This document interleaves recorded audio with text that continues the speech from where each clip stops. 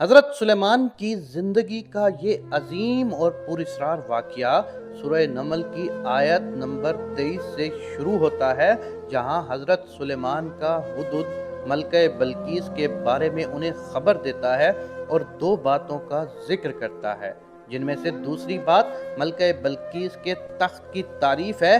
یہ تھریڈ اس پورے قصے کو بیان کرنے کے لیے نہیں بلکہ اس روداد میں شامل ایک انتہائی حیرت انگیز واقعے پر ہے۔ یہاں حضرت سلیمان نے اپنے سرداروں سے مخاطب ہو کر فرمایا کہ تم میں سے کون اس کے تخت کو میرے پاس اس کے آنے سے پہلے لائے گا، اور اس کے جواب میں جنات میں سے ایک عفریت نے کہا کہ میں اس تخت کو آپ کے پاس لا سکتا ہوں، اس سے پہلے کہ آپ اپنی جگہ سے اٹھیں، اور میں اس کام کے لیے طاقتور ہوں اور امانت دار بھی۔ لیکن پھر اس کے بعد ایک ایسا شخص بول اٹھا جس کے پاس کتاب میں سے علم تھا کہ میں اسے آپ کے پاس لا سکتا ہوں، اس سے پہلے کہ آپ کی نگاہ آپ تک واپس پلٹے۔ یہ مکمل واقعہ 44 نمبر آیت تک چلتا ہے، لیکن اس تھریڈ کا مقصد ملکہ بلقیس کے تخت کا یمن سے فلسطین تک پلک جھپکنے میں پہنچنے کو سمجھنا ہے۔ آپ کے ذہن میں یہی سوال چل رہے ہوں گے کہ یہ کیسے ممکن ہے، اور وہ شخص کون تھا، وہ کون سی کتاب کا کیسا علم تھا۔ سن 1935 میں ایک پیپر لکھا گیا جس کا نام ایرب پیراڈاکس تھا۔ اس کے لکھنے والوں میں البرٹ آئنسٹائن، بورس پوڈولسکی اور نیتھن روزون کا نام شامل ہے۔ اس پیپر میں ہونے والی دریافت کو نامکمل کا نام دیا گیا ہے۔ اس پیپر میں ایک جملہ لکھا گیا جو اس صدی کی فزکس کے بڑے بڑے ناموں کی عقل کی عاجزی کا ثبوت ہے۔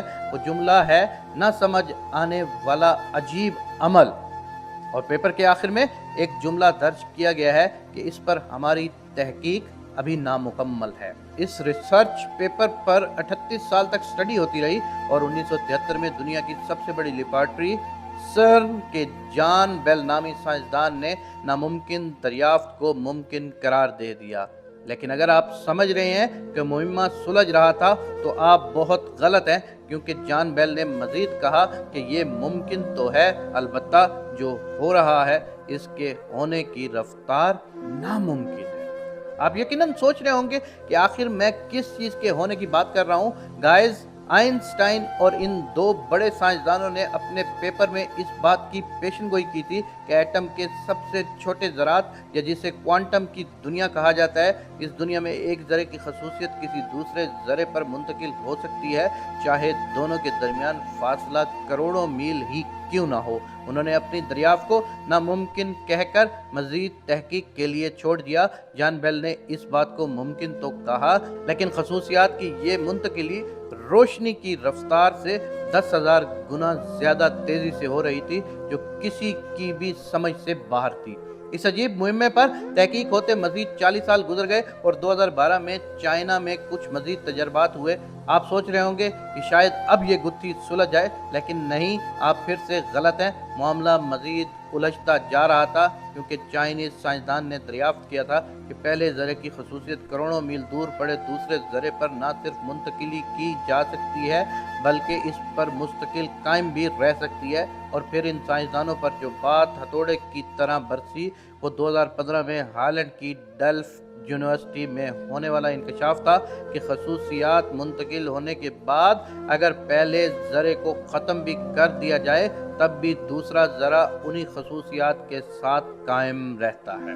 جی ہاں، آپ صحیح نتیجے پر پہنچے ہیں، کیونکہ 2015 میں باقاعدہ طور پر اعلان کیا گیا کہ انسان نے کوانٹم ٹیلی پورٹیشن کو دریافت کر لیا ہے، اور خوشی اور ایکسائٹمنٹ سے بھری اس سائنس کی دنیا میں تجربات تیزی پکڑ گئے ہیں۔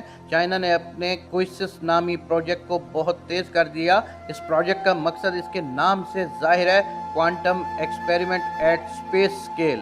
انہوں نے اگست 2016 میں ایک سیٹلائٹ لانچ کیا، اور 16 جون 2017 میں وہ تاریخی دن تھا جب ہمارے زمانے کے انسان نے پہلی مرتبہ 1203 کلومیٹر کے فاصلے پر ایک فوٹان کے ذریعے کو ٹیلی پورٹ کر دکھایا۔ کوانٹم دنیا کی اس ہلا کر رکھ دینے والی تحقیق نے بڑی بڑی لیبارٹریوں میں تجربات کی رفتار دگنی کر دی، اور فوٹان سے بڑے ذرات پر تجربے شروع ہو گئے، اور چائنا ہی کے ایک سائنسدان نے जर्मनी की हाइडलबर्ग यूनिवर्सिटी में रोबेडियम नामी धातु के 100 मिलियन आइटम्स को तकरीबन आधे मीटर के फासले पर टेलीपोर्ट किया।